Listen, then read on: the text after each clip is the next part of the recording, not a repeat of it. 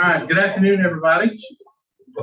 Thank y'all for being here and welcome to this meeting of the Temple City Council to conduct a workshop on November 18th, 2021. And we're gonna just jump right in. First item is public comments. Do we have anybody that signed up for public comments? Okay, being none, we'll move on into the agenda. We're gonna move the agenda items around a little bit. We're going to actually take number 4 first to receive departmental updates from the library and public works. Ms. McAdams, I believe you're up. Hi, I hope y'all are having a wonderful day. I just wanted to give you an update on the library, what we've been doing and what we have coming up. So this is just a glance at what we'll be talking about, some of our accomplishments, some of the updates we've had, our plans going forward, and then a review of our key performance indicators.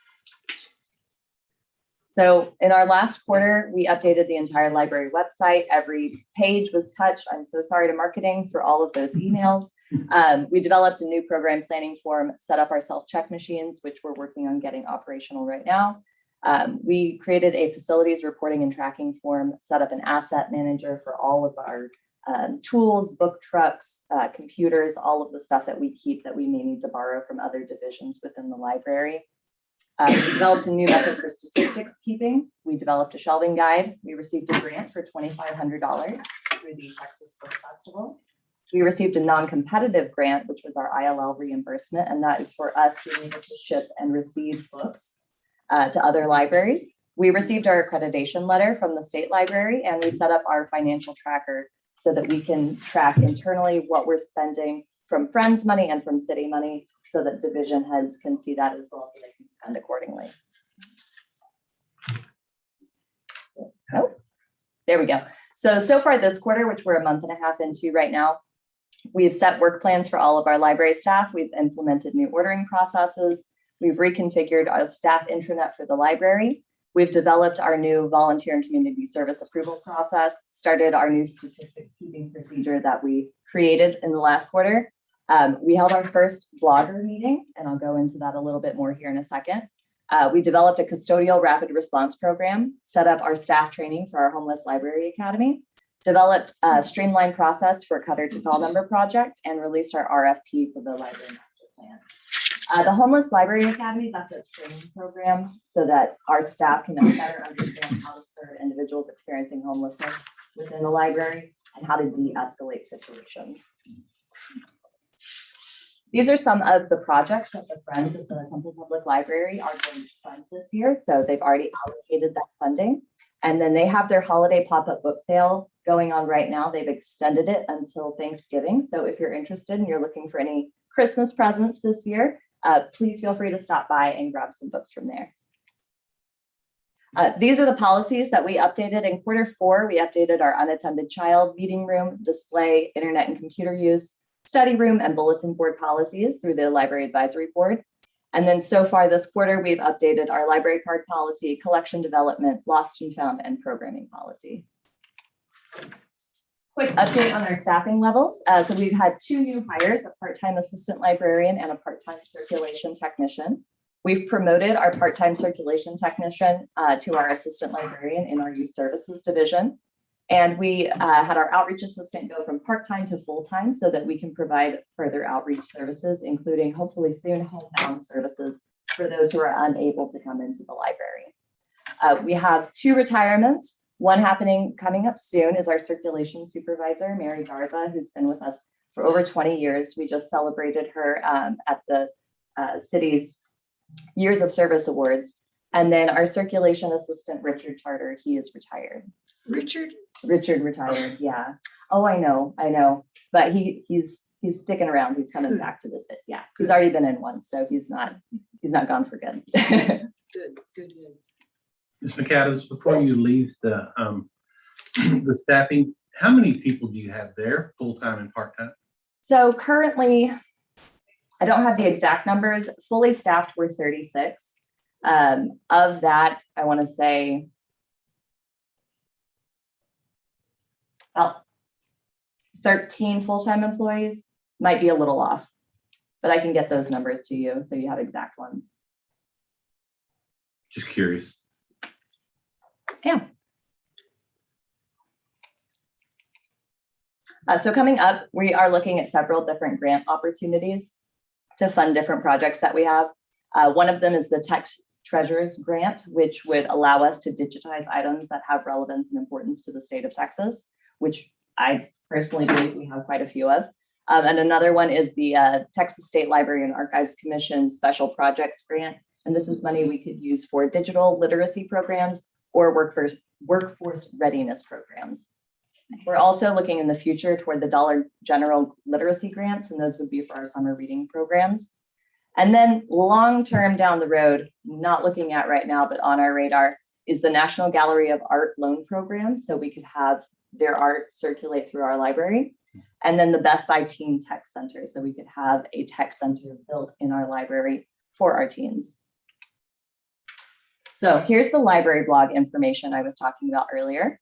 So under the news portion of the library website, which you can access from our homepage, we have a blog where we're going to be putting information about different books that you can check out from the library, different activities we have going on, and then different things happening around town. So far we've done our top 6 favorite horror books and movies. We did our veterans books and resources. And then coming up, we'll have our favorite recipe books that we're thankful for. The master plan. So thank you for approving the funding of the library master plan. We have already gotten started with that. This week, we opened up the bids and we'll be going from there. So we're right on track with the schedule that purchasing has for us. So hopefully in January, we'll be able to come to you and say, this is the vendor that we want to use and go forward with. Cloud Library is our new ebook vendor and e-audiobook vendor. We actually started with them today. So we got everything going. They have 33 plus different libraries that are part of this consortium. It has over $9 million of content that's going to be unlocked on Tuesday of next week. Currently, all of our stuff is being transferred over from Overdrive into our CloudLink, and then we'll be available, or we'll be able to access all of those other libraries' materials on Tuesday. There are options with Cloud Library for expanding to include newspapers, magazines, and a comic book function. And then if you're interested, there are tutorials online at yourcloudlibrary.com to figure out how to use the site, but staff are there to help as well. And then a quick review of our key performance indicators. So ending the year for fiscal year 20, for our circulation, we circulated 322,897 physical materials and 44,353 digital. So far this year, in a month and a half, we've circulated 54,784 physical and 3,889 digital, or 99 digital. Where would you imagine that number, physical, digital, might be 5, 10 years from now? You know, one of the things that libraries have always questioned is whether or not the physical collection is going to diminish over time if people really want physical books, but we see it come in waves. So you'll have periods where people are like, oh no, digital is the only and physical collections go down. Then you'll see that everybody goes back for the nostalgic reason to want physical books instead of digital ones. So it ebbs and flows. I think right now we're in that ebb back into physical books for a lot of people. There was a poll that came out, I believe it was like 2 or 3 years ago. Teenagers want physical books instead of digital because all day long at school, they're on a computer. They're staring at a screen. So it's something different. It's something they're not used to. So I think it depends on publisher availability. It depends on the culture, but I don't think that they're going to go away anytime soon. Okay, Yeah. thank you. Do No you problem. think Temple is typical in terms of physical digital? Yes, yes. I would say maybe a little bit lower on the digital than in other That's my places. guess. Yeah, but overall, physical outperforms digital in almost every other library across the country. That's interesting you mentioned that because last week I was in California babysitting a 12-year-old and 14-year-old, which is a neat experience in its own right. and both of the boys are very much into their computers. One actually, the 14-year-old, built his own computer, etc. Nice. When they go to bed at night, they get a physical book to read. And I hadn't really thought about that until you just mentioned it. Yeah. They no, want a that's cool. physical. They book. want a physical book to read when they go to bed. We were just joking a second ago. It is nice to have that digital component, especially, for those of us who want to read at night, because it's a lot easier to handle a phone falling on you at night than a book falling on you at night. But yeah, no, I love that. Visitors. So in 2020 or 2020, I'm sorry, fiscal year 2021, we had 120,587 visitors to the library. So that's people that walked in the front door. And then attendees are the number of people that attended library programs. So those are everything from story time to our writing programs to books for lunch, anything that we have going on that isn't just checking out a book. So we had 19,236 attendees in this last fiscal year. That's 5,000 more than we had the year previous. So we're really impressed by those numbers, even though we were closed for a good portion of last fiscal year. I'm glad to see that number going up. Natalie, did visits in the past year include drive up and you all delivered out to the car books? No. So that number is actually low compared to the previous fiscal year because we can't track the number of people who may be in the car. And also we lost those people who would have brought their whole family in to browse. So we got the count for one staff member going out there, but we didn't get the count for the 8 people who may have been In the there with car. their family. But this 120,000 includes the one car load. It includes one car. Okay. Yeah. So it's like one person That's per really car. impressive. I mean, the delivery process was wonderful. They during did an COVID. amazing job. Wonderful. And we're still doing curbside. So if there are people who aren't comfortable coming into the library, they are more than welcome to pull up to the library, give us a call, and we can bring their items out to them. Yeah. So far this year, we've had 19,662 visitors, and our program attendance has been 1,808. So reference are the questions that we get that are about finding a specific material, providing research, doing more in-depth than, oh, it's over there. So last year we had 10,737 questions. Searches in the catalog is a new metric that we're looking at. We had 265,587 searches in our catalog. And what that is people going online, looking at our catalog, typing in a book, typing in an author, typing in a subject, and trying to find that item. So far this year, we've had 343 reference questions and 33,057 searches in our catalog. So other services we offer, so we do have public access computers. Those numbers were way down. So 6,703, very low. Again, pandemic, people didn't want to come and use a computer somebody else had touched. And we did decrease the number of computers that we had available to the public. So we had 6,703 uses last year. And then a new metric that I'm really excited about that we can track is how much money the citizens of Temple saved by using the public library. So this amount accounts for the cost of the book or the audiobook or the movie that they would have paid for if they'd gone out and purchased it themselves instead of getting it from the library. So in last fiscal year, we saved our community members $2,396,321.23. So I'm excited to see how that number grows as our circulations continue to grow. And I have to tell you, this number does not include digital content. So that's just physical content. Hopefully with our new cloud library system, I can find out what those numbers would be for the digital as well. But I'm really excited about this. And so far this year, we've had 992 computer uses, and we've saved people $483,266.75. And Natalie, just for those of you in the room who don't know, when you check out a book at the library, you get a little ticket that tells you when it's due.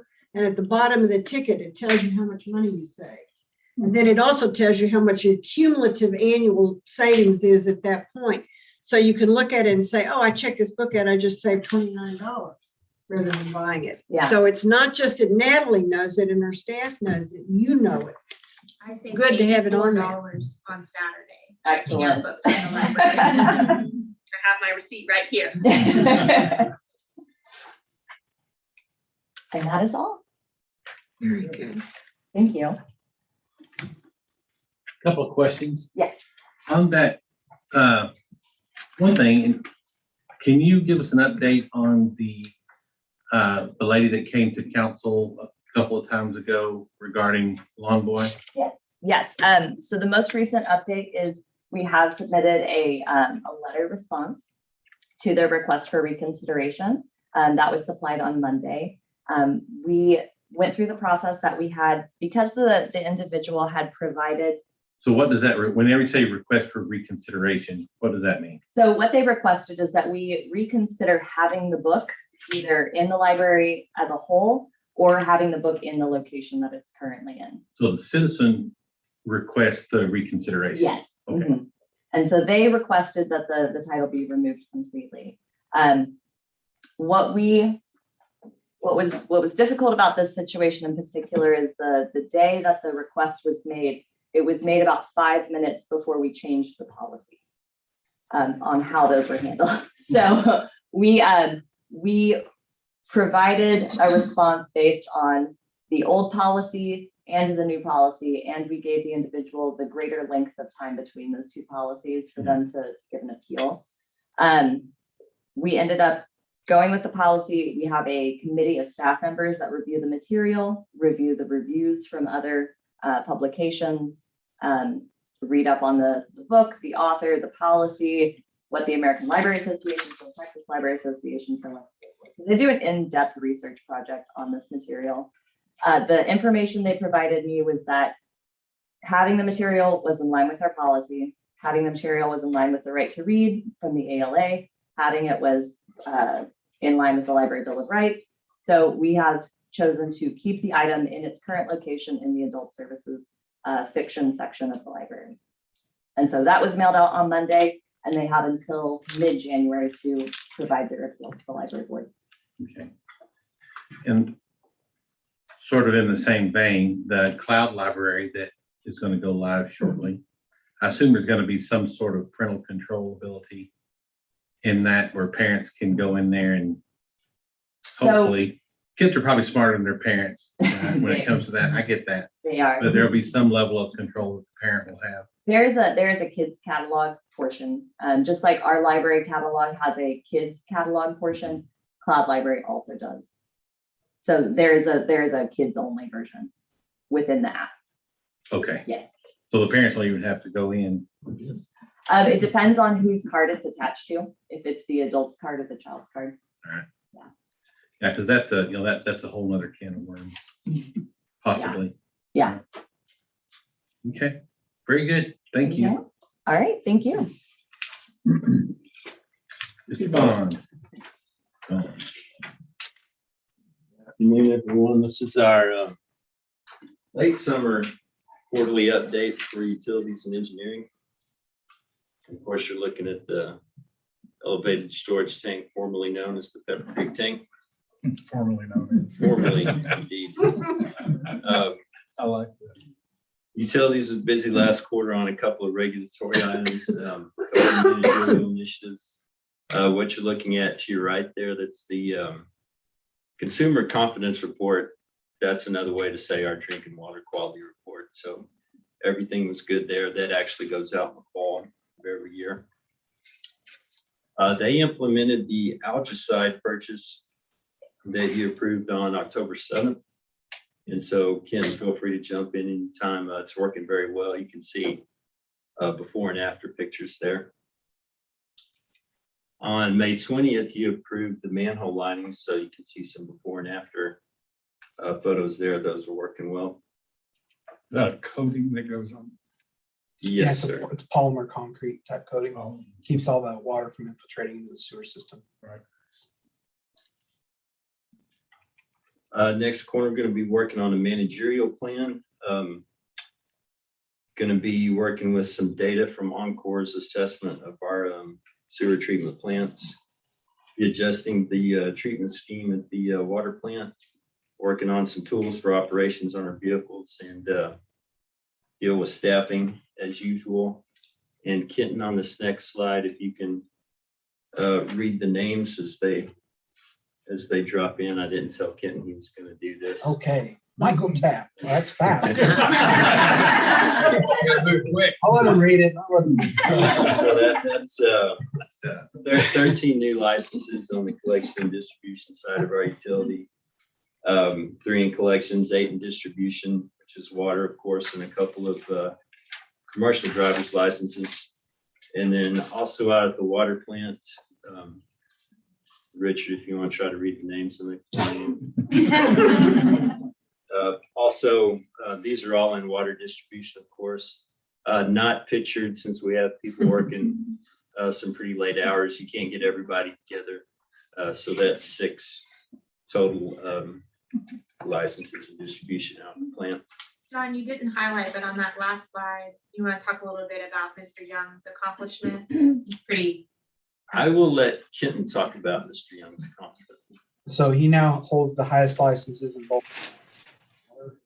He can treatment, sewer collection, water treatment, water collection. So that also will help us eventually with training, because he can conduct training and things of that nature. So we're proud of him for that. That's not a small feat.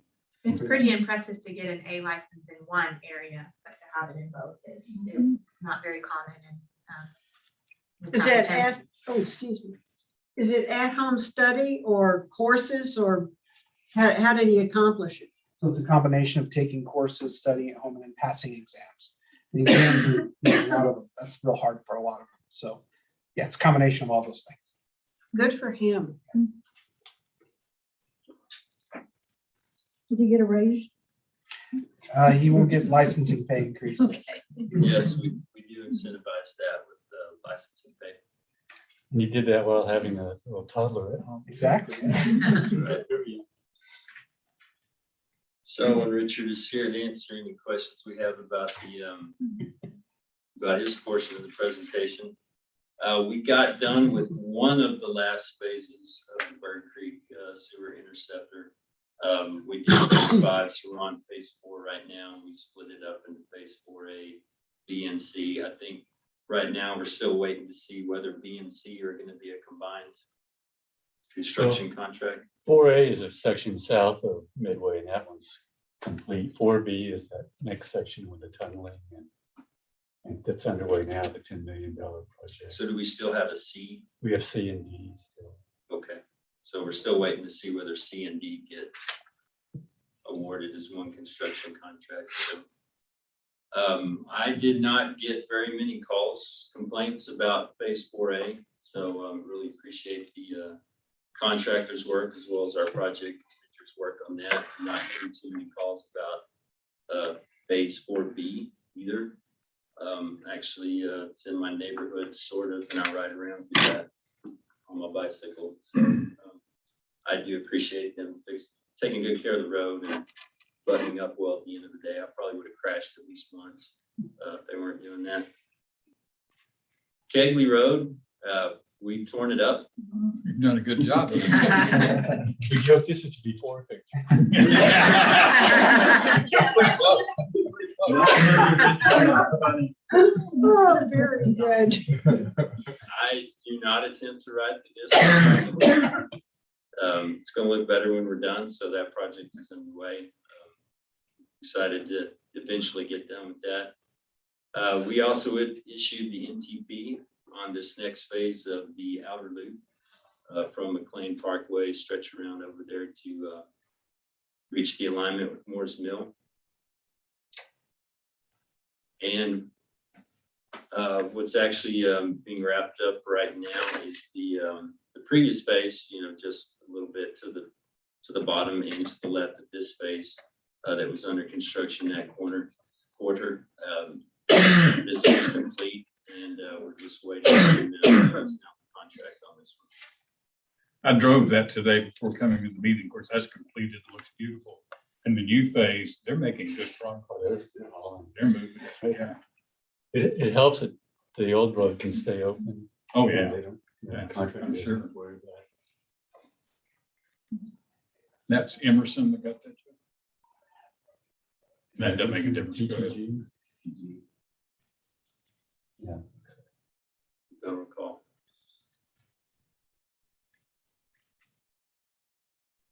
Sure. So this month, Seriously. starting on the parking garages, both will be worked on concurrently by Spa Glass Construction. So the notice to proceed was issued just a few days ago.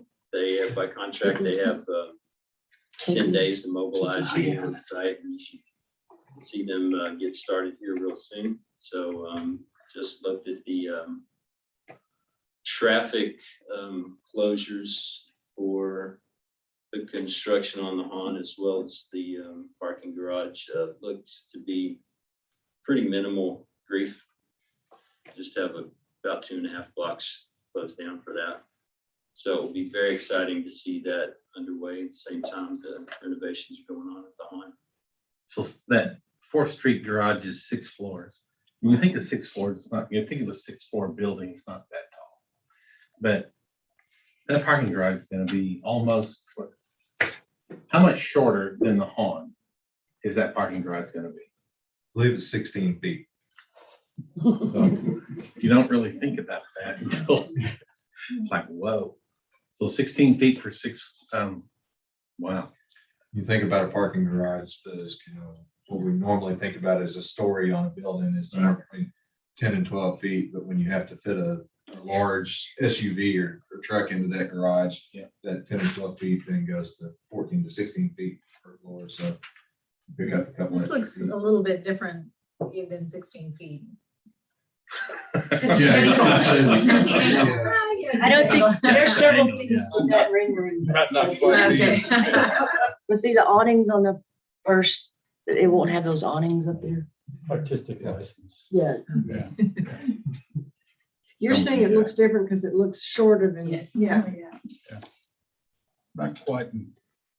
Whenever I first heard that, I was kind of shocked, not shocked, just surprised it was that close. So You're thinking it makes sort of a tunnel between the Han and the tall parking garage. Is that what you were envisioning?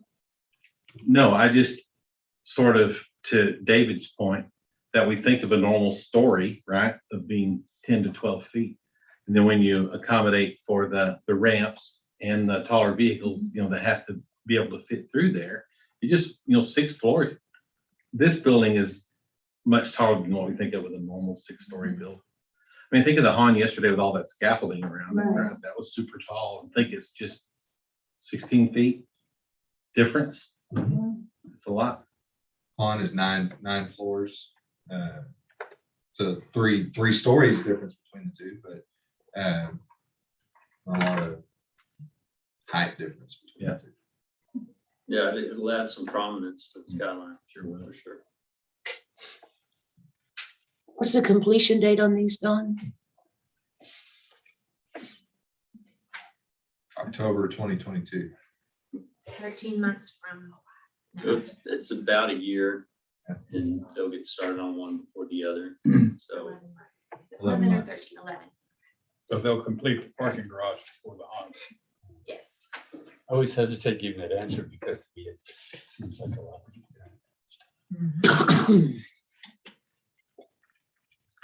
and I never can remember which one they're gonna break ground on first. So First or fourth. It'd be one of the two. Fourth, I believe, is currently the leader in groundbreaking. it's more important to get that location done and get out of the way of, the final construction activities on site. So. And that's also what you'll see traffic shut down for first. So that's the traffic closure I mentioned was in front of the Han. And that block with the parking garage on it. But it's not gonna be connected. Is it from the No. parking garage to No. the home? We can always add something later. Mhm. Find money. Skywalk. I don't think so. Skywalk, exactly.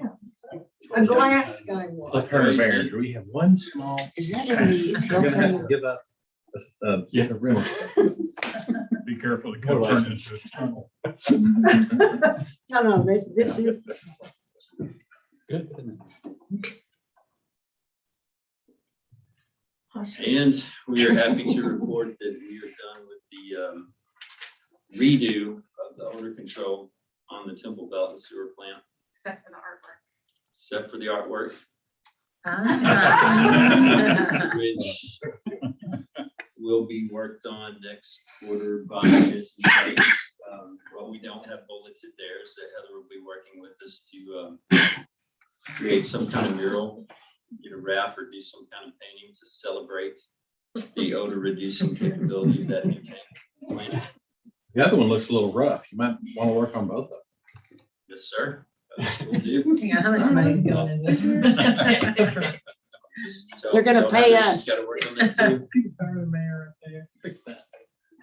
Might be opportunity for 2 separate corporate endorsements. Who knows? So, this quarter, looking forward to getting started designing 2 really big water transmission projects. Very important for moving water from our plant to West Temple. And from there also to support the Northwest Industrial Park water demands out there. Where's the Richard- 317 storage tank located? On 317. It's at the intersection of the with Adams and 317 and southeast quadrant. Southeast. Mr. White is. the site. Good, thank you. Don, where'd Jared go? Jared went with his partner to live in Minnesota. His significant other is a doctor who's working at the Mayo Clinic. Oh, So okay. kind of hard to talk him out of doing that move. Yeah. Wait till he spends a winter in Minnesota. We'll try to recruit him back in the dead of winter, similar to how we got Alan and Laura back here. Yeah. Don't count us out. We may make it happen. Unfortunately, Jared sold his house. So still tough to come back. His replacement, we're excited about getting his replacement on staff, not just to take the development review load off of Richard, but she's also got a lot of experience, very capable, very nice person, so. Yeah, Deborah has about 40 years experience as a consultant, primarily with utility and solid waste, any other kind of municipal projects. She was also the city engineer for Sugarland for 5 years. City engineer for where? Sugarland, is that? I get that? Yes, in the Houston area. Sugarland? Sugarland. So, yeah, Deborah's husband can work remotely, so they purchased some property out by Lake Belton, and then they decided to just go ahead and buy a house and move here. And then we advertised. So, but I'm still gonna take credit for the recruitment. Well, you wouldn't have known if you'd hadn't advertised.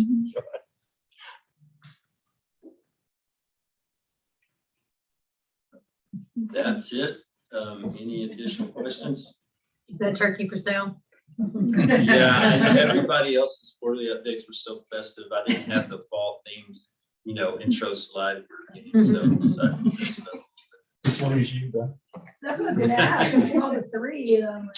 That's admin, I think. Good turkeys, who's ever staffing is doing worse. Very good. Thank you, Mr. Vaughn. Sir. All right, let's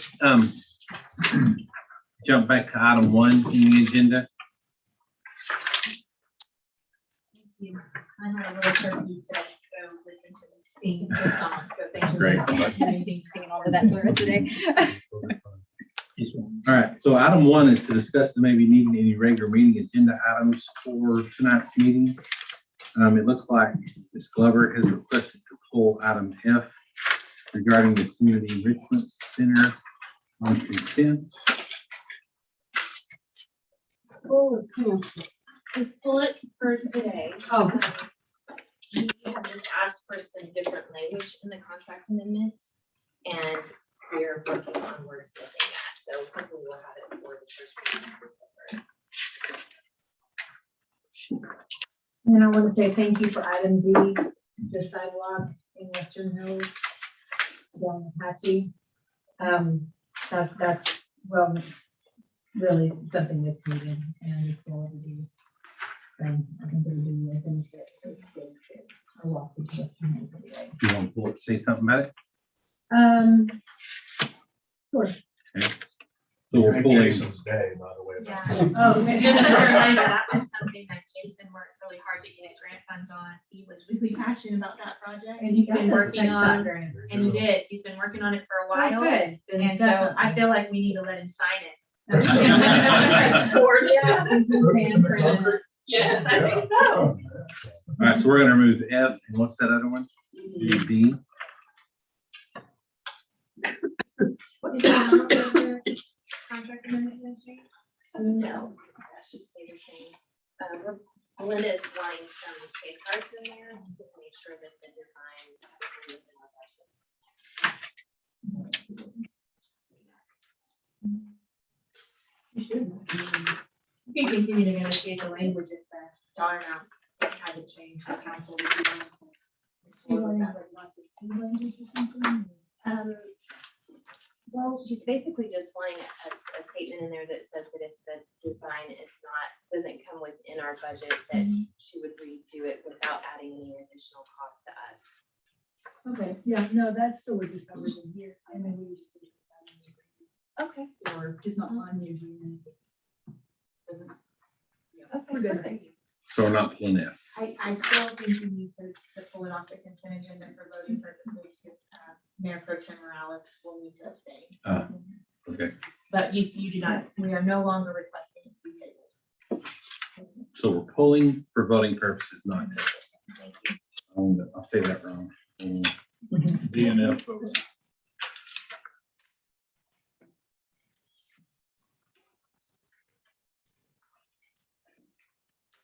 We're gonna need to table, the very last item on the agenda. Item 10. Appointment to the, Tax Appraisal District Board. Skip and I have been missing each other for about the last 10 days, just trying to catch up. And finally, last night, we were able to have a conversation, and he does not wish to be reappointed. I think that's, they're getting very, he said they had a 4-hour meeting, not before last, and, you know, with his business, I think he's just super busy, so I'll gather up with Tracy and we'll figure out who's next. So we're gonna table that one for now. But he's done just real quick to the council, he's done a great job. For years, there was a guy that I never met that was our representative, and we never heard from him, we didn't, and Skip gives these, you know, this item after item detailed synopsis of the meeting that he went to. You know, and he gets it to us timely, so I think for that reason, he's been very good. Very good. Yeah, and Brendan, I saw where Brendan sent him a nice note today, you know, just thanking him for his service on that, so, yeah. All right, what else? Can I give a quick update on number 6? Yes, sir. And so number 6, the zoning case on FM 93. In the staff report, you saw that a supermajority vote is required because of the protest of neighbors.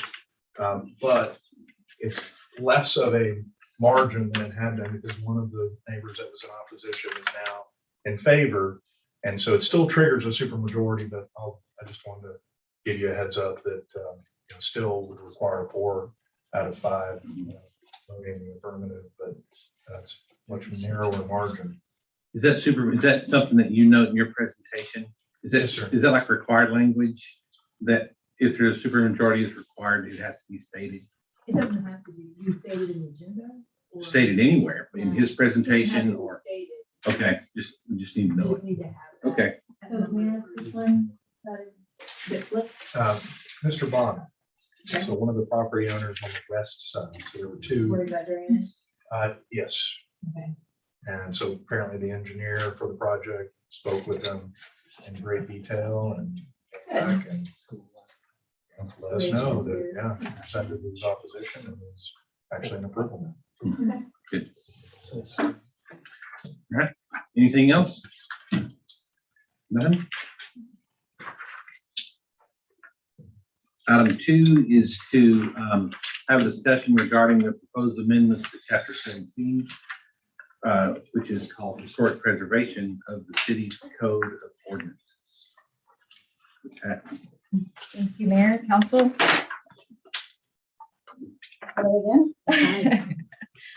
So kind of broaden the discussion a little bit for today's workshop, just so we can get a little bit more background on our historic preservation and then the reasoning of why we're moving forward with asking for this minor revision to the language found within Chapter 17.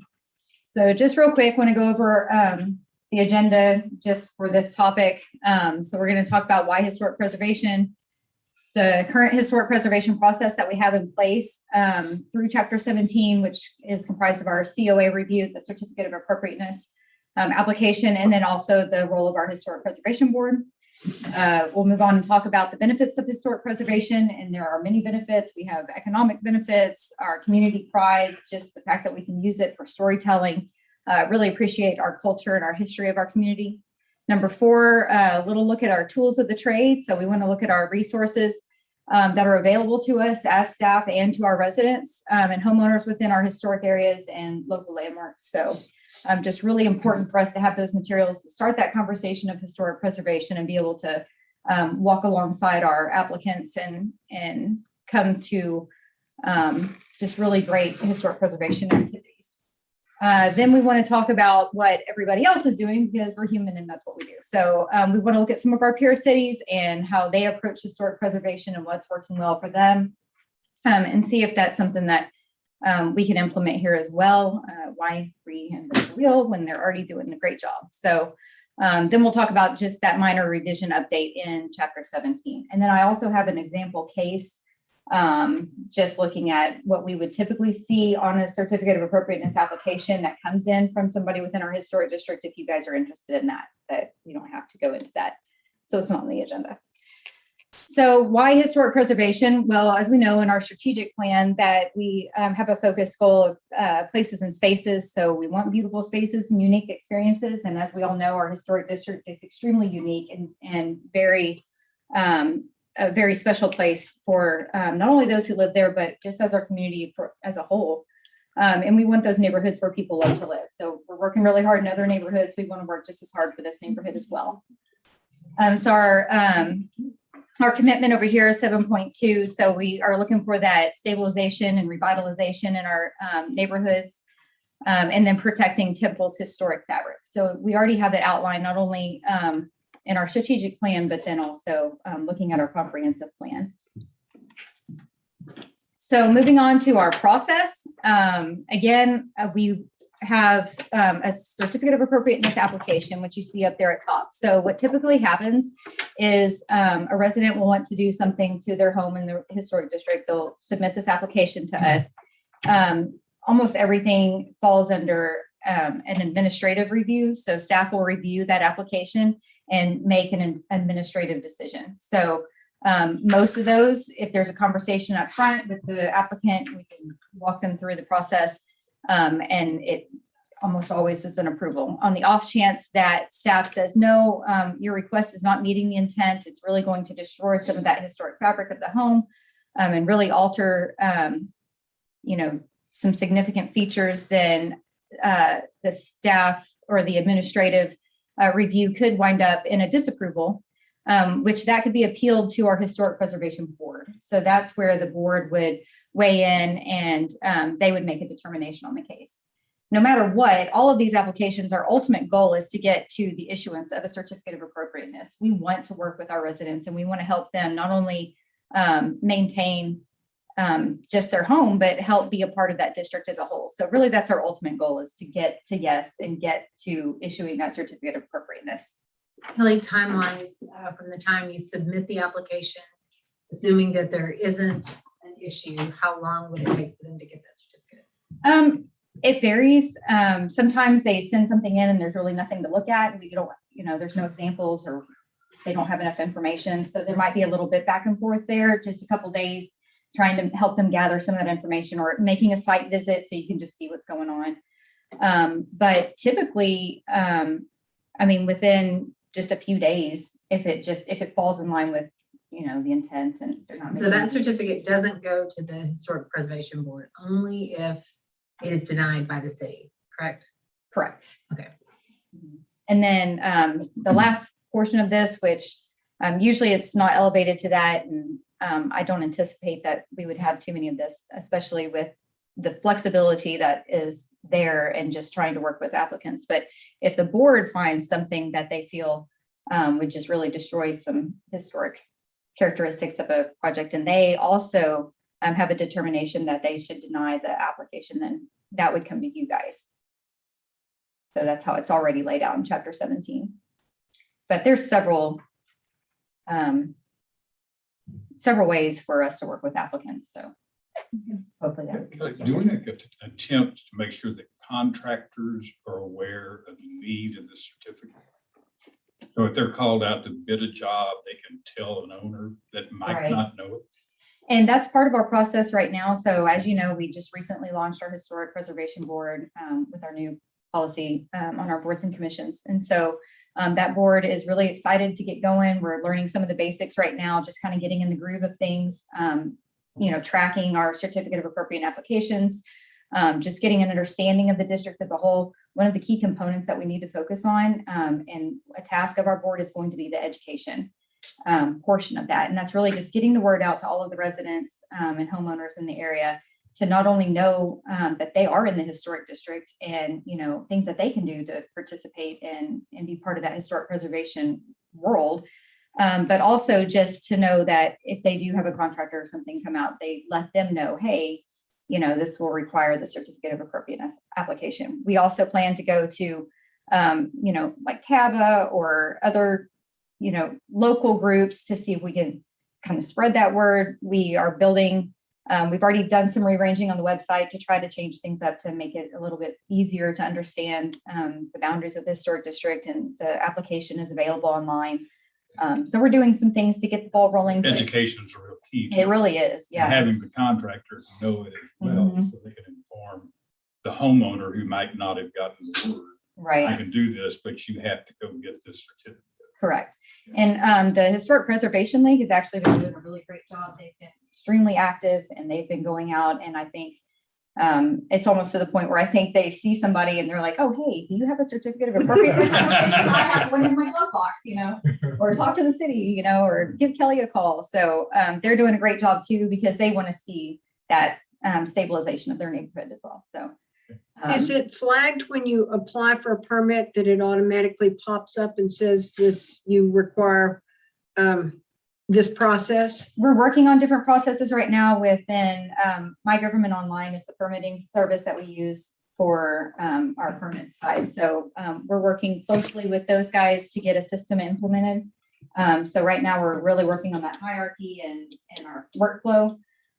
So once we get a good idea about that, we're hoping that we can have some kind of flag on there. Currently, what's happening is we just have that overlay available to permit clerks, so they know Sure. that if that address Oh, falls okay. within the historic district. So then that's they- essentially flagged. Yeah.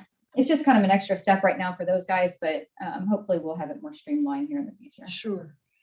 When a contractor gets or has the contractor registration, what's involved in that process? Annually? I think it is an annual registration, and that's another resource that we could utilize to do even a Inform the mailer. yeah. Just if you're ever doing work in this boundary, please make sure that you reach out and get this application. Any other questions? Good. Kelly, Makes before sense. you go on to the next slide, I just want to highlight that when we established the Historic Preservation Board last year, that didn't add anything, that the requirements in chapter 17 already existed.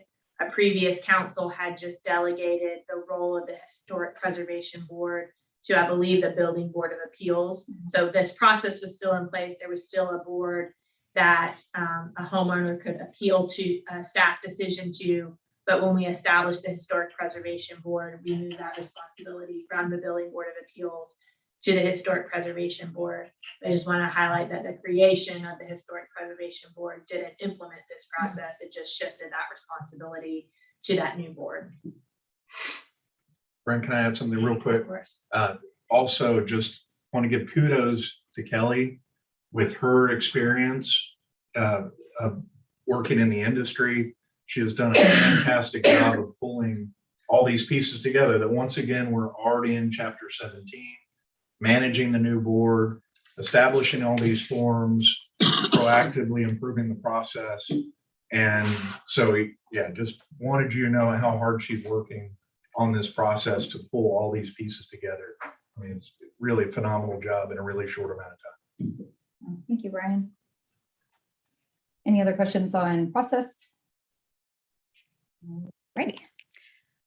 So then moving on to talking about the benefits of historic preservation. I mentioned several earlier, but we'll start with the economic impacts. So the Economic Impact Historic Preservation in Texas report, it's a technical analysis done in partnership between University of Texas and is it Rutgers? I've always mispronounced Yeah, that. oddly enough, New Jersey. State I know. School, but, yeah. But hey, you know. So anyways, I thought one of the really neat things that the report starts off by saying, it says historic preservation is not an alternative to economic growth, but a key component of it. And that is so true. So that really sums up the entire 300 and so on pages. But anyway, some of the key takeaways that I think are applicable here in Temple would be that tourists love historic districts. We know that we're attracted to places that we want to know the culture and the history of our towns. I mean, look at New Orleans and San Antonio, the places that you want to go to those older parts of town. You really are attracted to that. And we can do that same thing here in Temple. So again, 10% of the Texas travel is heritage related, and that brings $2.26 billion in annual visitor spending. So when people come and see the things that we have here in Temple, especially when we expand, just not even looking at our historic district, but onto other resources, you know, our depots and just all of the history that we have here that we can share with the state and the region. We see that economic impact spread throughout the community. Also, historic building rehabilitation rebuilds communities. So again, $772 million in historic preservation projects, and we are seeing that here with some investments that we see in some of our local historic landmarks. And so we see what a huge impact that can make on a community.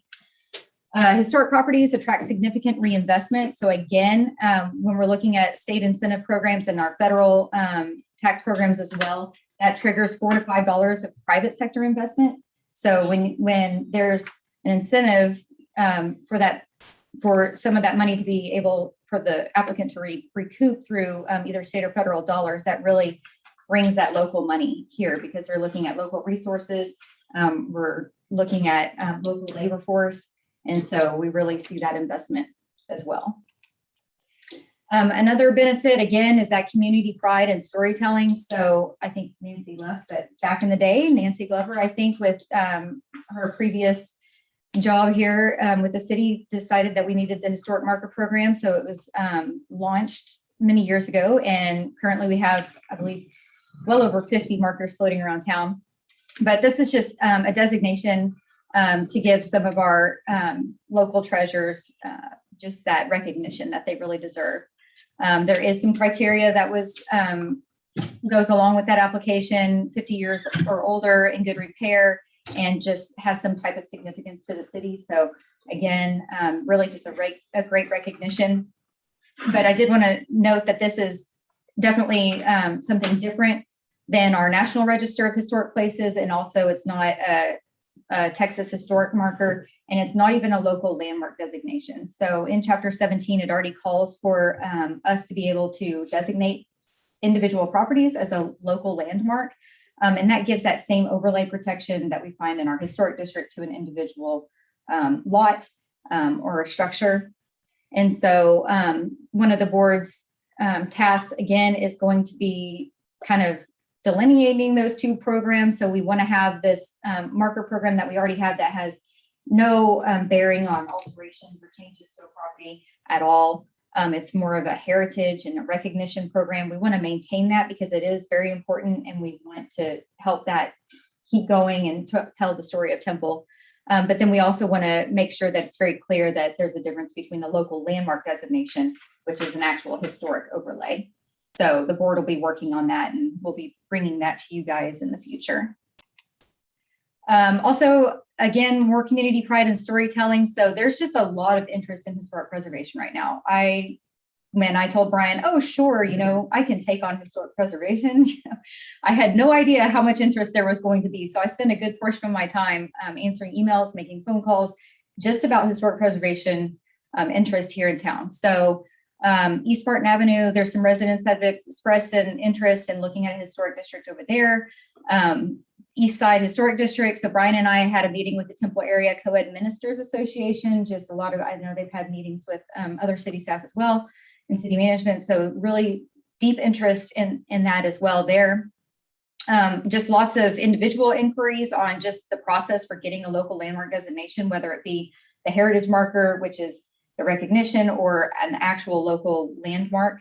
And then also just that interest in the storytelling. I had a meeting last week with a family up in the Bel Air neighborhood, actually, and they said, oh, we want a local landmark. And I thought, oh, well, okay, I haven't ventured out in the Bel Air neighborhood about a local landmark, so let's go check it out. Well, what it was is that they had bought the house about 4 years ago, and they found that the family still came by to pull irises and some of the stuff from their family and pick up the acorns from trees that they planted 35 years ago. And so they started talking about the history of the home.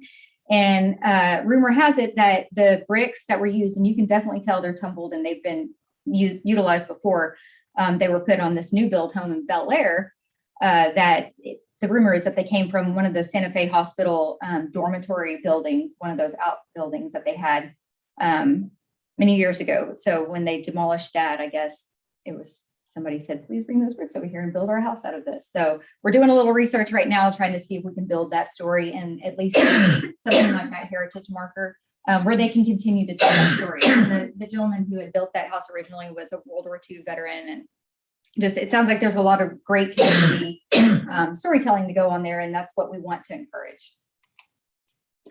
So more benefits, again, tax credits and exemptions. So as seen on local TV recently, that federal and state tax credits, along with some of our local incentives that you guys have worked very closely with the developers on, has really spurred that redevelopment in our downtown. And we want to see that not only in our downtown, but in residential areas as well. So looking at the future possibility of local exemptions for residential uses. Already you can have these exemptions apply for non-residential uses, such as income producing, even rental property. So even if it's a home that is a rental property, it could still qualify for state and federal stuff, but not anything, or I'm sorry, I think it's just federal, not state though. But we want to look at maybe supplementing that at some time in the future. So just really giving that economic benefit for people to reinvest in our existing infrastructure and structures. And then again, more benefits, certified local government. That's kind of what triggered this whole conversation in the first place, was looking at the requirements for becoming a certified local government.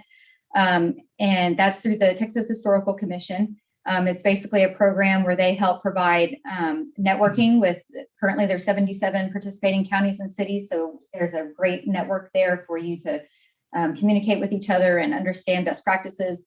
And then also lots of technical assistance from THC. They are just an absolute amazing resource, and they are so giving of their time. And so that would just be really great for us to have access to that as well. And then it also opens up grant opportunities. So those opportunities could help us with our historic resource surveys, getting National Register nominations. As we know, we just spent some money to get our Katy Depot on there. So it could help with items such as that. And then also doing rehabilitation work on properties listed on the National Register. And also it would help us provide that training that we need for our Historic Preservation Board. So it's really important just to keep everybody up to speed on best practices and really what the ultimate goals of historic preservation are. So covered all of our benefits, and moving on to our tools of the trade. So again, this is the document that we're talking about when we're doing that minor revision in the ordinance. So this is just resources that homeowners and staff can really start that conversation and help work together to get to not only what the applicant is wanting to accomplish, but do it in a historic preservation sensitive manner. So we're looking at the Secretary of Interior standards.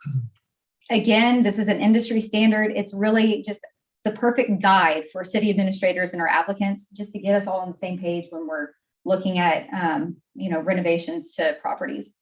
Again, the preservation briefs from the National Park Service, those are just such great information. It helps resolve a lot of those common issues that you run into early on. You know, if somebody says, oh, you know, this is damaged, I just want to, you know, rip it out and replace it with this. Well, there's preservation briefs out there that we could provide. That's just a great resource and really educational and helps kind of broaden that evaluation of what it's trying to do and help them get there in a really more sometimes money saving way. So it's really another great resource for us to use. And then obviously, like I said earlier, Texas Historical Commission, there's so many resources there. I mean, their entire mission is to protect and preserve the state's historic resources for the use, education, enjoyment, and economic benefit of present and future generations. And that's our goal too, especially when we're looking at our neighborhoods.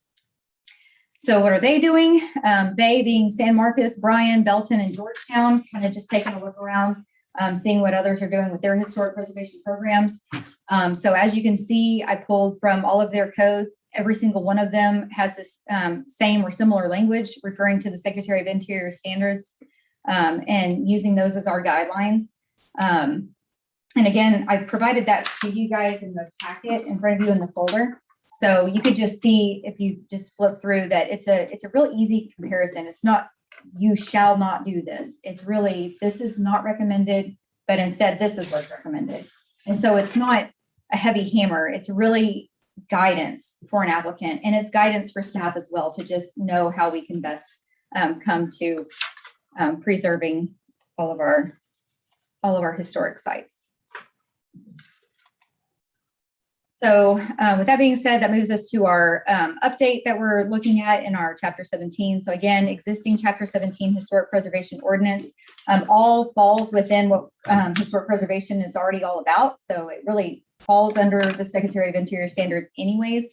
The only thing that we're adding is just where we call it out, saying that that's what we're going to use as our guiding document. So in all honesty, Chapter 17 is pretty prescriptive already. It's pretty direct. It's very specific on what it's looking for. And then by adding this language in 17-8, it really just kind of broadens that conversation for us and gives us the tools to be able to really just have a better evaluation with our residents. And it's something that they can access, and it's in plain English, unlike what you find in some ordinances. Sometimes it's very prescriptive and, you know, you must pick 2 points out of these 3 points. And some people look at that and it's just, nope, no thanks. But we can look at what we're wanting to add here, and it just really provides just some guidelines, some easy reading of, well, I want to do this. What's it say? Okay, well, it recommends I should do this. That sounds reasonable. And we can move on instead of trying to, you know, reference little details in our ordinance. So that's the language that we're wanting to add right there in the red. And then just wanted to remind you guys that back in June, the Historic Preservation Board did recommend to send this forward to P&Z, and then P&Z in October recommended to send this forward to you guys for consideration. And I'd be happy to answer any questions. So what we're doing here in Temple is not heavy-handed. It's what everyone else in the state of Texas is doing. Correct. Actually, I mean, there's some places that are pretty heavy-handed. What we're doing is just a general, it's more along the lines of what I would say is more of a conservation than, you know, historic preservation. And that's why we rely more on, so there's several different pieces of the Secretary of Interior standards. There's, you know, preservation, which is like, you cannot replace this with an alternative material. You have to fix what's there, or you put it back with the exact same material, exact same way. I mean, it's very specific. What we're doing is we want to reference rehabilitation, which opens it up. We know that buildings change, uses change, lives change, people change. We don't want to tear down the building just because it's not used for what it was used for anymore. We want to breathe new life into it. We want to make some changes to it that are appropriate, that don't just strip it of its history and its character. But we want to see that redevelopment. And so that's why we're relying on these standards and guidelines, as opposed to, you know, what you can find in other sections. In other cities, you might rely heavily on some of that stuff, but we wouldn't want to do that. we want to encourage development, redevelopment, and also encourage that protection at the same time.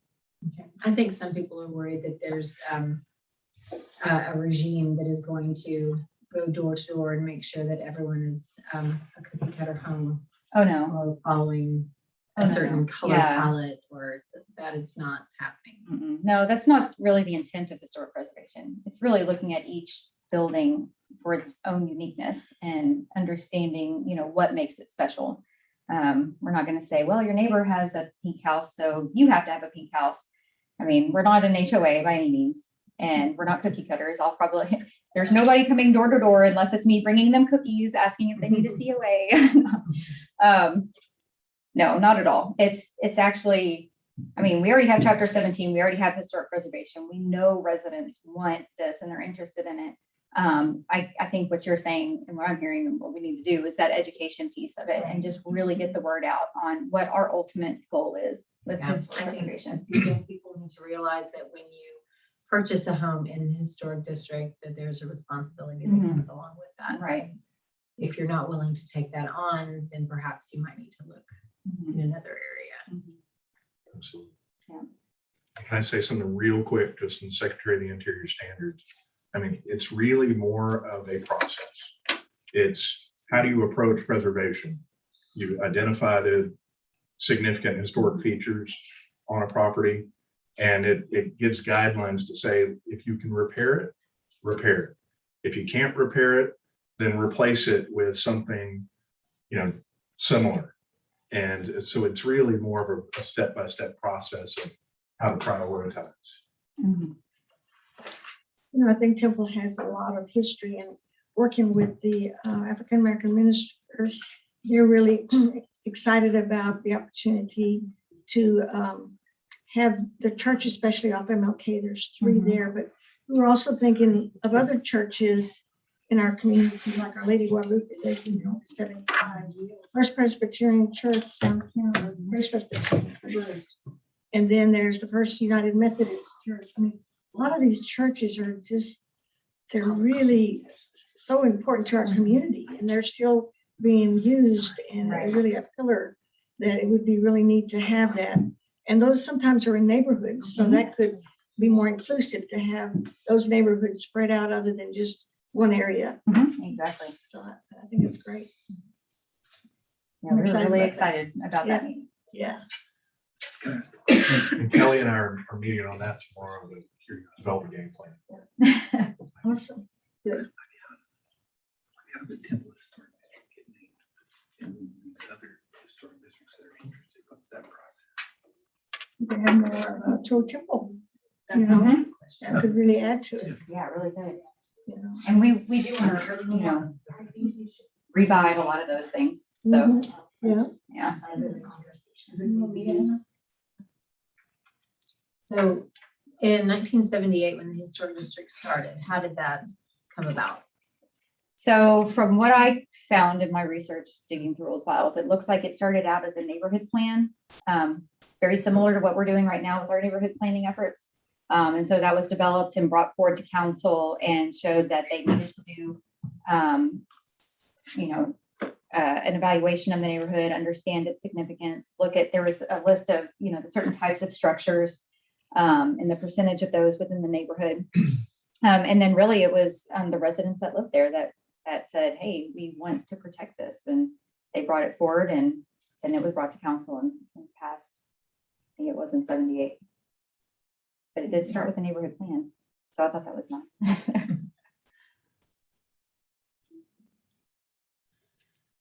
And it would be the same here, just like we're saying, we really have that resident interest. So that's where it's not the city saying, as much as I would love to go out and say, okay, I want a historic district here because I really like this neighborhood, it's not my job. It's really the residents need to have the buy-in. Thank you. I appreciate you explaining this all to us. So if y'all have any questions, just let me know. Things that, moving on to item 3, is to receive a presentation of the fourth quarter financials for fiscal year ended September 30th, 2021. Bernard. Yes, thank you, Mayor and Council. I am very pleased to present the year-end financials for the year ended 9/30/2021. Starting off with the general fund, and this is actuals, not budget. We ended the year at $87.5 million of revenue. Sales tax accounted for 32.39% of that. Ad valorem taxes of close to 20 and solid waste 18.3. And then other charges for services, which includes our parks and recreation type fees, are 8.93%, franchise 8.16, and you can read on down the chart there. Tracy, is that percentage of sales tax probably the highest number we've ever had? Yes, sir. And I've got several slides I want to share with y'all on sales tax. So showing you this year, what historically, what it's looked like, our growth percentages. Well, and Tracy, is the ad valorem tax down some? Wasn't last year that around 21 or 2? Yeah, I it seemed like a think dumb it's- question with the. I'd have to look back. It's usually close below 20, I think. Is it? So that's, But the sales tax has been 28, 29. Hmm.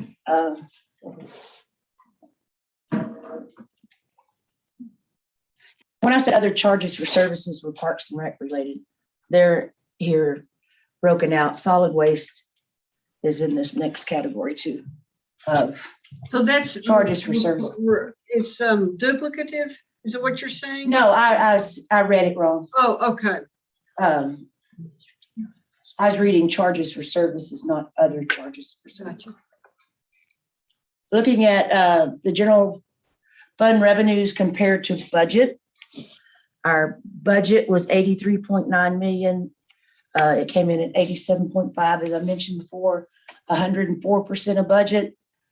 The in taxes, that's the sales tax mainly that was over budget. Franchise fees, we were down a little bit in our electrical franchise. Licenses and permits, more than budget. Continued record building permits, numbers and dollars. And this is the area mostly for the charges for services, and I'll go into more detail on it in the next slide. It's related to like the parks and rec services. And then fines and fees.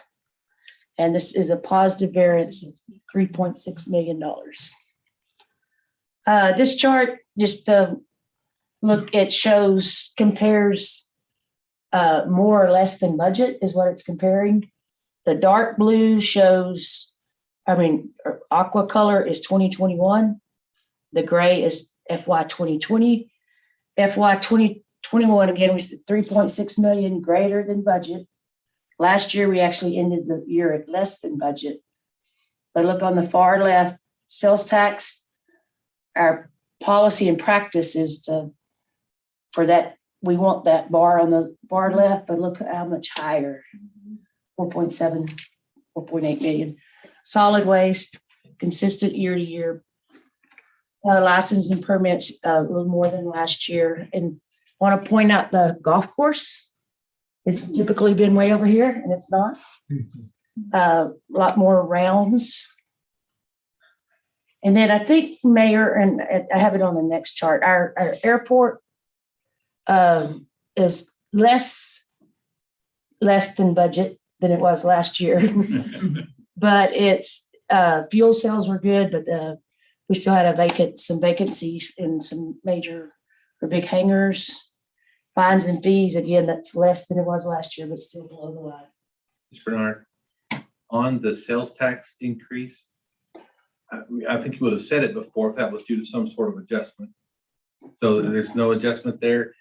Any reason that you can see that that's going to continue at that rate, or is there any reason that you'd anticipate that that maybe we had just a strange year and that will go down back to normal later? I think, I want to say it could slow down with the economy, things going on in the economy. As I told you before, we had, this was the first year where we had like the eBay, Amazon purchases, sourced the Temple. And lots of purchasing on internet during the pandemic. Yeah, Brandon's wanting to say something real quick I here. just, I want to highlight that this is revenues more than budget, not necessarily more than last year. Sure. And I also want to highlight that when we were budgeting the blue sales tax, we had it, remember, we develop our revenue forecast and submit a budget to you in June. So we were at the beginning months of a pandemic, many businesses were shut down through a stay-at-home order. We did not really know what the impact of that would be. And our first job is to be conservative. So we were fiscally conservative in the budget that we presented to you for fiscal year 2021 because the timeframe we were developing it was unprecedented. We did not know what that impact would be. So we were conservative in how we presented that budget. And I would much rather be here to tell you that we missed the mark by $3.6 million to the favorable than to say, oops, sorry, we got to cut something. So, wish we were a little closer, but I would rather be this way than the other way. So. So then I guess maybe a better way to ask the question is it versus previous years. How does that compare? Non-pandemic years. Of course, then you also have to say non. Oh, comparing the budget or the growth? There's these another next- slide with the year-over-year comparison. Yeah. I can answer that question. Yeah, All that right. might answer that. I'm surprised the property taxes. That has something to do with an adjustment to the property tax roll, but we did have an increase in our current collections too, so. Here, I just kind of go and explain in the sales tax, the 4.6 million over budget. I got charts that show more about that. Solid waste revenues increase. We had nearly a 4% increase in residential customers. Because more customers. Yeah, Gotcha. yes. And also some of the roll-off too. Yeah. Roll-off business. Again, property tax delinquent collections and the adjustments to the roll. Golf course, we had nearly a 20% increase in the number of rounds. A Summit, it was closed part of the year. Excuse me, and I think the mayor asked in Kevin's presentation about the membership. Well, in FY20, we froze the memberships and it opened back up in 2021. But as of September 30th, comparing to FY19 memberships, we're down like 500 members. We're only at 44% of the membership we were pre-pandemic as of September 30th. So it's 44% smaller than the pre-pandemic. At September 30th point in time. And as you know, recreation, there was multiple, cancellation, limited programming events, and also staffing impacted some of his programming. As I mentioned, the airport fuel sales were actually up, but we had the hangar vacancy. Sales tax, looking at Temple compared to the region and the state. Here's Temple over here on the right, a little over 16% annual growth. State, we were ahead of statewide cities is the green bar.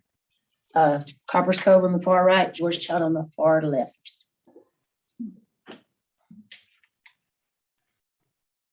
Here, this chart shows actual sales tax from 2015 to 2021.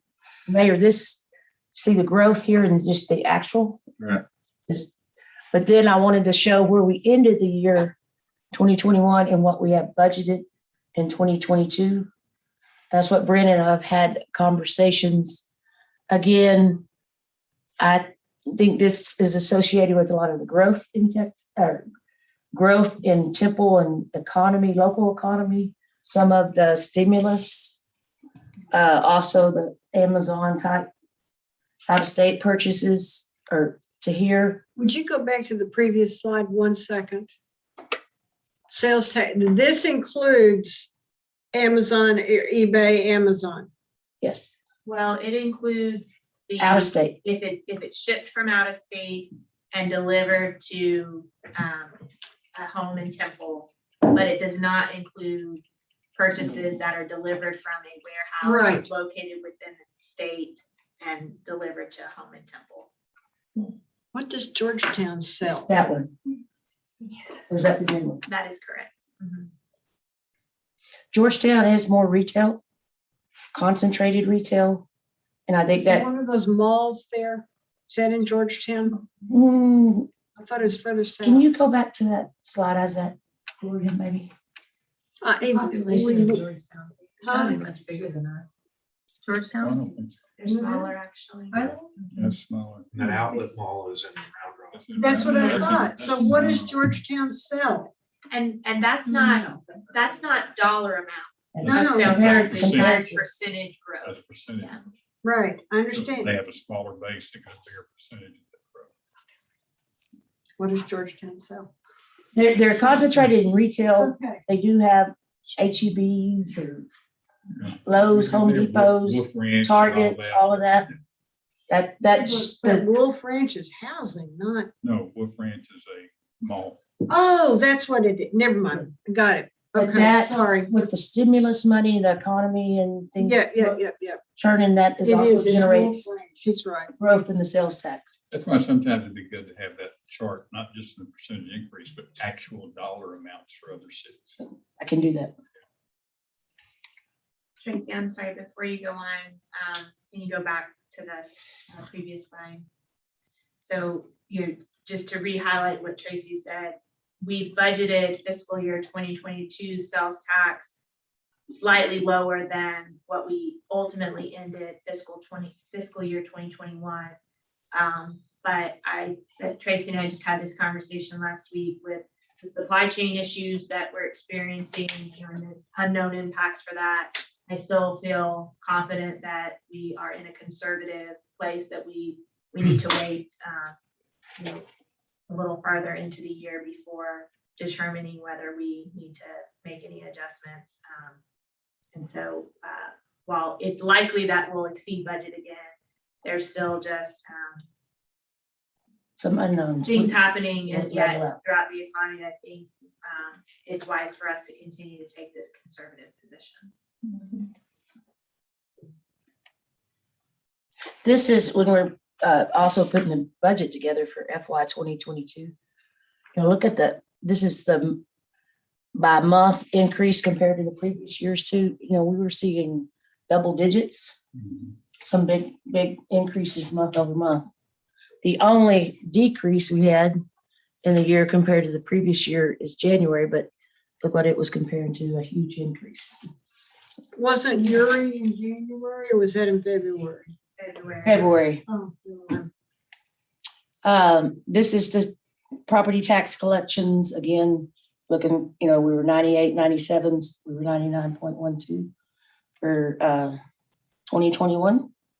And that was something too, going into the year and pandemic impacts was where we're gonna see any kind of impact on our property tax collections, and we did not. General fund expenditures, we were 81.8 million. As norm, or 2/3 of that budget is personnel. Operations close to 27%. Capital, and that's routine type capital, is accounted for there, is about 3%. Some transfers and a small debt service. When you look at general fund expenditures, they're 89% of budget when you compare to budget, which gives a variance of 9.7 million. But we have encumbrances. But when you add in the encumbrances, it comes to about 5.8 million. And I'm going to go into each one of these in detail here in just a second. What is an encumbrance? It's a purchase order, a contract, or other that on tonight's agenda that rolls into the FY 22 budget.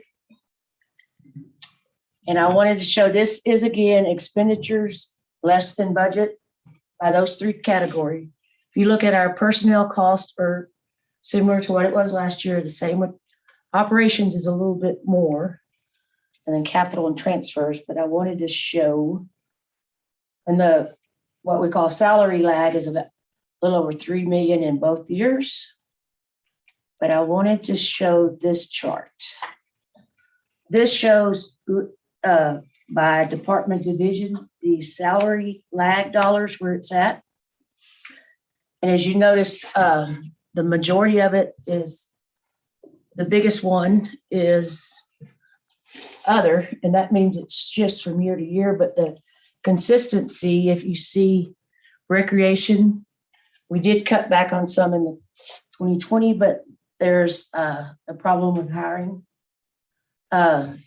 Police is also experiencing that, which we hope with changes this year that improves. Streets is experiencing it, parks, and I don't have water and sewer, but y'all improve. But again, it's some of the challenges that we're having with vacant positions and hiring. And then this is just different departments from year to year, makes up the others. So any questions on that or good? And with all of that revenues being over budget, expenditures under, we added close to $5.4 million to our unreserved fund balance, or allocated, assigned for capital projects. And as you can see, that's historically higher than it's been. It was at 5.1 last year, 8.4 this year. Water and sewer fund. Revenues, we had a wetter year this year. Revenues didn't quite meet budget. We're at 92%. And water was down more than wastewater. We also had some commercial customers or industrial that didn't use as much as we forecasted. And expenditures are also at 92%, variance of 3.3 million under budget. Hotel motel fund, revenues came in at 94% of budget, and most of that our hotels are recovering, not to pre-pandemic, but they did actually meet budget. Expenditures at 75%. When events aren't occurring at the Mayburn Center, we're not having the expenses either. I just wanted to show, and this is growth compared to the previous year, but pre-pandemic, we were booming at almost 2.3 million, 1.8 in the pandemic, we're back up to 2.1, which that's a good thing for Temple and the hotel industry. That's Right. less of a dip than I would have thought.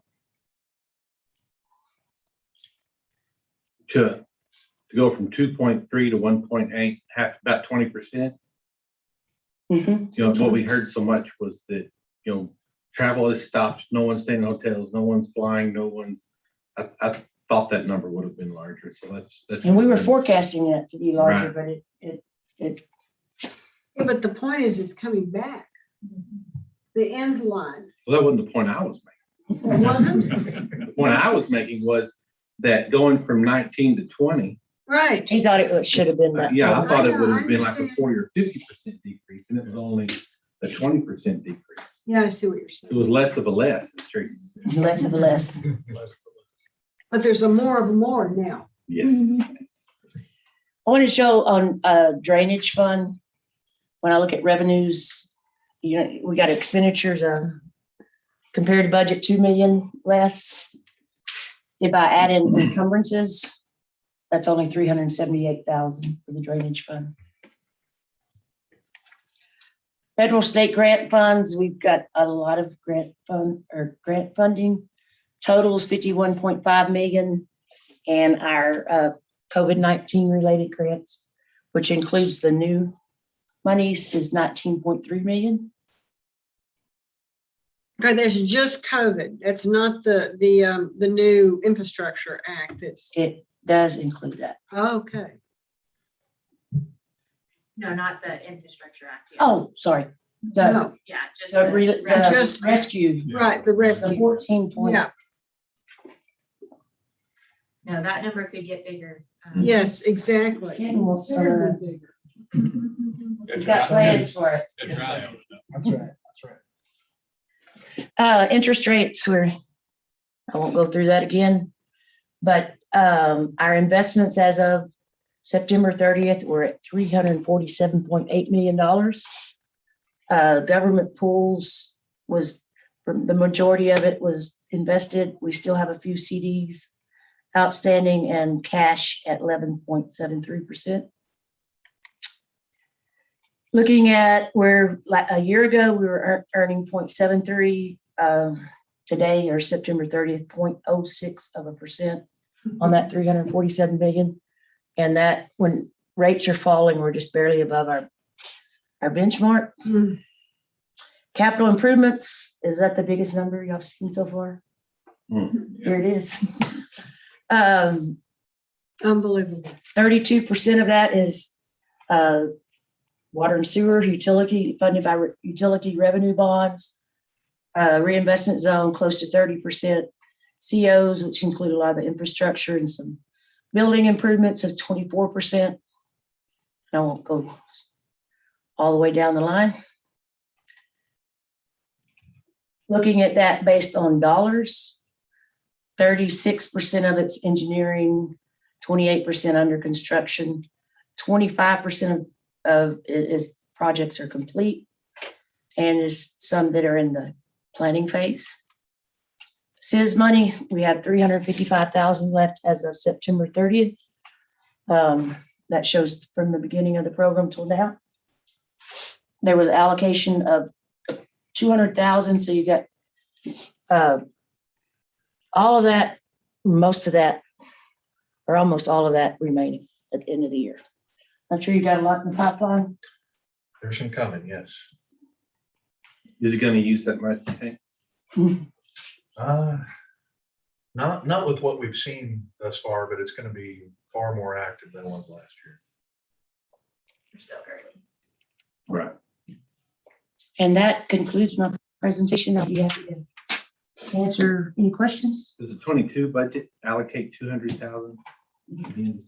That's all staying the same.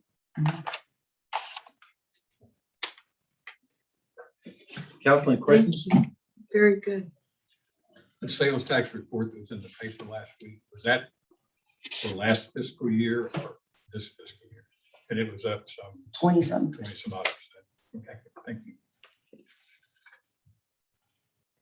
And did that include the sales tax? Did that include mailing in eBay and The whatnot? stuff that started last year, but the new stuff that was going to start is got an injunction against it because of the city of Round Rock is. Oh, right. Mhm. So They have what, a court date in June, and there's a temporary injunction on implementing that ruling until at that point. oh, I forgot that. But we'll continue to get what we started last year. Yes. And I see that continue. Still growing at this point. I'm It's all always, because of Carolyn, I think. So, I'm always That's not impressed. funny. Tracy, I'm always impressed with this work that you guys get done. You know, the ebbs and flows of the economy and the pandemic, et cetera. And this report is just almost like the last 8 or 9 I've seen. And that's just amazing It is amazing. that, except for the sales tax. We're gonna explain that well. but just the way that everyone's able to predict and then allocate, you know, that's huge. It's not every city is blessed with, you know, leadership that has that ability. So I appreciate that very Thank you. much. Very much. I wanna, we got great department Sure. heads too, that help that picture and that story. So when they put their budget together and they contribute to that big time. It's Right. much appreciated. I just met Tracy's cousin under very adverse circumstances in the hospital. And it gave me great pleasure to crow on how wonderful Tracy was. Thank you. He's a good guy. He is very nice, very kind. Very good. Again, all good news. Thank y'all for that very much.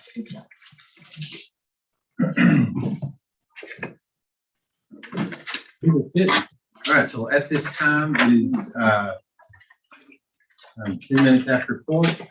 The council will enter into executive session. We're going to receive and discuss a briefing regarding certain economic development prospects and potential real property acquisitions. So pursuant to the Texas Government Code, section 551.072 and .087, council may meet in closed session to discuss or deliberate the purchase, exchange, lease, or value of real property. If deliberation in an open meeting would have detrimental effect on the position of the government body and negotiation. Have to read it. We have. Prospect. At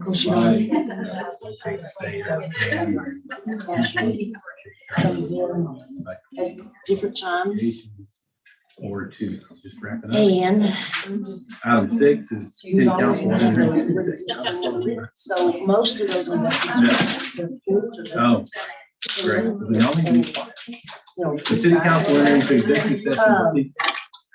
So to answer your The question. advice of its attorney on pending or contemplated litigation or a settlement offer regarding a claim pursuant to Texas Government Code, section 551.071, and will conduct a private consultation with each attorney on all matter in which the duty of the attorney to the council under the Texas disciplinary rules of professional conduct, State Bar of Texas, clearly conflicts with Texas local government code section 551.